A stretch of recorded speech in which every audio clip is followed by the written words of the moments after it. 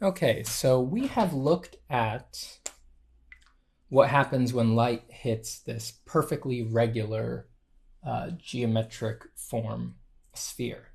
So let's stretch this guy out a little bit. Let's.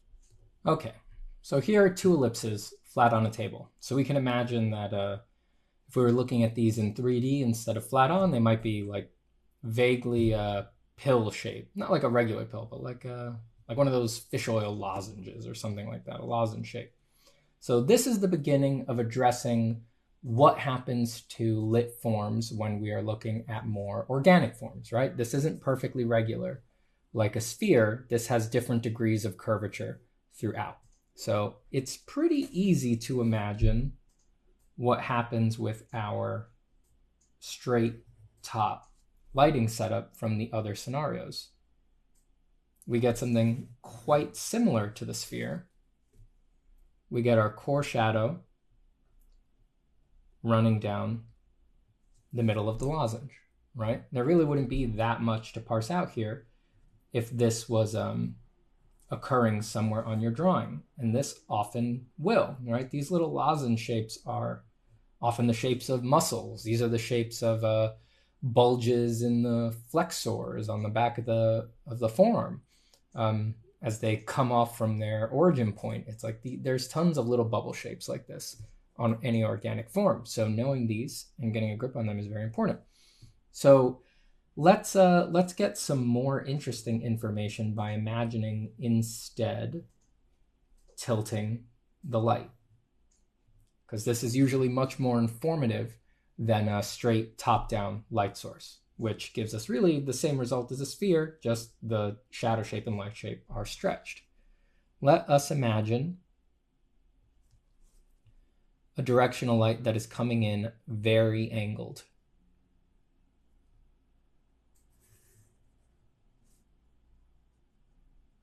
So this could be from a point light source that's in the room, but let's just deal with it as generally parallel. So what happens here? This really begins our need to make creative and draftsmanship decisions in our drawing. So first off, we can imagine that the cast shadow is offset pretty far from the actual form, right? This is dramatic lighting. The cast shadow is off to one side and pretty far away from the actual form itself. The other thing that is going to happen is that our core shadow is going to become very interesting. So if we look for the tangent points, there's a tangent point here and a tangent point here. So this means that our core shadow on this lozenge is going to be rocked now. So it's going to be its own elliptical shape, something like that.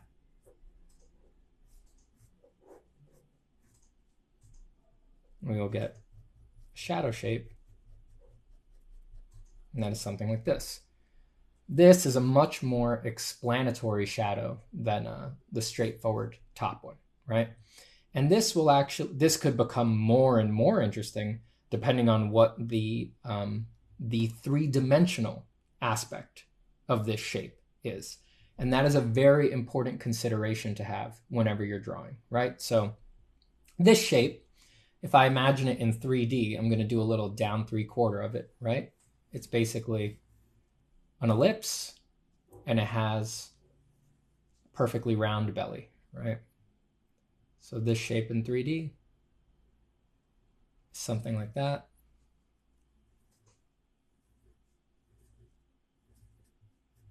And it has round cross sections. And when it gets struck by the light, I'm going to flip it just to be clear. It creates a shadow shape that's something like that. But what if this shape wasn't so regular? What if it did have a more interesting shape? What if it was, what if from side view, it was a perfect ellipse, but in reality, in the full three-dimensional view, it was really more like let's see, what if it looked something like So it has the elliptical silhouette, but it actually has flat cutoffs on its side. So it's curved up top, then it goes straight down, and then it curves again.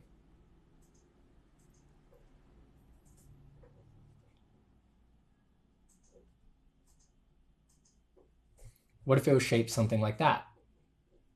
Well, we need to incorporate that into the core shadow as seen in side view. So this, what I'm doing here, thinking about the form according to what I see on the silhouette and according to what my mental conception of the actual three-dimensional form of the shape is, even if, let's say that there's no lines in the way that we're going to render this, right? It's all shadow, it's all value, it's all shading. This flat part on the side of the lozenge, there's no way to see it, quote unquote, without drawing lines for it, right? It would need to be captured by shading. It is a feature of the shape that is captured all on the inside. It does not explain itself on the silhouette. That is one of the keys to getting sophisticated and advanced rendering, modeling, and shading on your drawings. You need to react to the silhouette appropriately, right? This part that I did here, I would consider a reaction to the silhouette, right? It's just based on knowledge of the outside contour and some conception of how the light is hitting it. And that conception of how the light is hitting it still is a reaction to the silhouette because I'm basing the tangency points of the light rays on where they strike the contour of this figure. The information on the inside is different and needs to be understood differently. So let's assume the same light pattern as above with a really steep light coming in. If this shape is going to be hit by this, we can't just do the elliptical core shadow that we got up here, right? We know that core shadow needs to modulate somehow to include the flat fillet that's on the side of the lozenge. Now, there are ways to actually get the answer for how that shadow shape, that core shadow would wrap around that shape. If you go read, for example, Scott Robertson's, Thomas Bertling's How to Draw is the first book, and How to Render. If you pick up these two books by them, they will show you how to map the light rays and the silhouettes such that you could understand arriving at the true answer to this question. In How to Draw, and How to Render will teach you how to actually control the light and present it clearly, right? Those answers can be mapped. They're mathematical. They're true answers. So you can get them if you're inclined from here. But for our purposes, because this is a very advanced course of study, it takes a long time. I went through it. I actually went through it with them. They taught me in my time at Art Center. I took classes that just downloaded all of the information in these books. So it's very valuable, and I do keep it in mind. But realistically, when you're drawing, you're never going to, at least most people, if you're Scott or Thomas, it's a different issue. But most people will never actually plot the interior cross sections of the silhouette of something that they're drawing, or map the necessary points and sticks to get the accurate shadows. What you will do instead is take an educated guess. So if the shadow shape is going to run over this fillet, it's going to go one of two ways. The core shadow is either going to wrap around that fillet, go under it when it hits it, implying that the fillet is getting some direct light, right? That means the light source would need to be at least a little bit in front of the lozenge, right? That's option one. Or the core shadow is going to go over the fillet and plunge the whole fillet into shadow, which would mean that the light source is directly above the fillet, because we're assuming the fillet is perfectly perpendicular to the ground. It's 90 degrees straight up that plane of the flat fillet. You'd also get the same effect if the light was behind the lozenge, but then the core shadow would actually be up here along the curve and not hugging the fillet. So let's think either top or in front of, and let's just guess at those two versions. So we know here that there's a general elliptical trajectory to the core shadow. So let's just begin putting that in here. And let's imagine that we hit the fillet. And let's say that this is if the light is slightly in front, and the core shadow will just go around the fillet there. And then let's do the alternate option. Let's imply the this elliptical start, and then let's imagine we're hitting the fillet, and the core shadow goes something like that. And the lighting on this bottom one is the same. I am just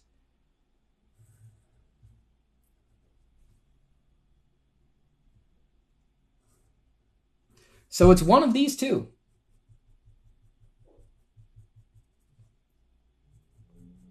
And then it's up to you as an artist, as a designer, as a draftsman, to decide which is best for what you are trying to communicate in your drawing. But these are the kinds of considerations that are actually happening on a form. And realistically, when you're sketching, when you're drawing, when you're designing, it's like, on a piece of anatomy, like a forearm, there are tons of round parts, flat parts, pushed in parts, where you could map all of these things, quite carefully and get a very high fidelity result for depicting that forearm. But for all intents and purposes, you just want to understand these things, have them in mind, and just imply as much of this as you need to make it interesting. So for my money, I tend to think something like this is a little more interesting. It feels a little more unexpected than something like this. So when I'm thinking about it, I tend to go towards this. I also think of this as, there's no real word for this. It's kind of something that I keep in mind for myself, but I would consider this bottom option to be a positive shadow shape. And I consider this to be a negative. Now, what do I mean by that? Again, these are not, I don't know if anyone else uses these words. I'm not sure. These are how I describe it to myself in my mind. This is a positive shadow shape because the core shadow, which defines the overall thrust of the shadow, doesn't run away from the silhouette of the overall form. It moves towards it. And I find that gives things kind of energy and aggression, personally. That's my reaction to it.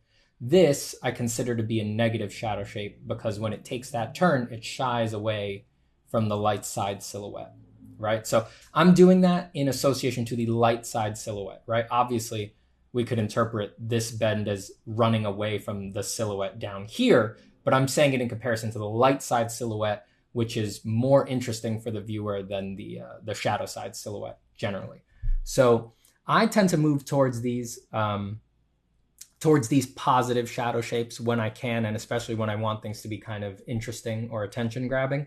They're just usually more unexpected.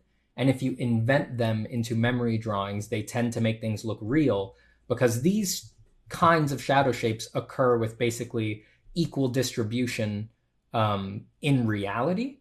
And it's just that when we're making things up and inventing shading and modeling, we tend to go for this just because we don't have a guide.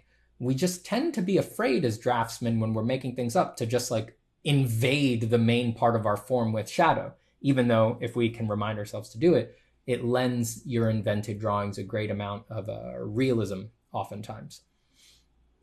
And let me just imply the halftone here because this is going to be important as well. So I'm going to, for the sake of speed, you can see it takes a long time to parse through this stuff anyway, so imagine if I was trying to explain this all with pencil right now.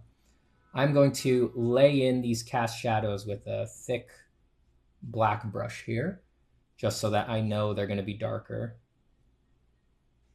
than everything else we put in. And all I want to say on top of this is what happens to the halftone in this situation. And the main thing that I want you to note is that the halftone on this version, by my money, would probably wind up being the whole flat fillet on the side would wind up being in flat tone, in halftone. And if we're being super realistic about how things are going to get mapped, it would likely be one perfectly flat tone with no modulation. So I'm going to imply the halftone with shading coming out. So down here, we can imagine over here, up here, the halftone would be... And remember, the halftone is the most interesting part of the light. It's where most of the value change happens. The halftone, if we just imply with sort of comic book style hatching here, is just going to take up an area something like that on this lozenge and leave most of the light shape untouched. So let's just imply the parts of it that are relevant on these shapes before it hits the flat fillet on the side. And then on this version, I would guess, and I think it would look interesting, if the flat fillet area, which I'll fill it in with, I'll put some dotted lines to show it, that is actually all halftone in the shape of an ellipse. So this hooky shape up here would be the light.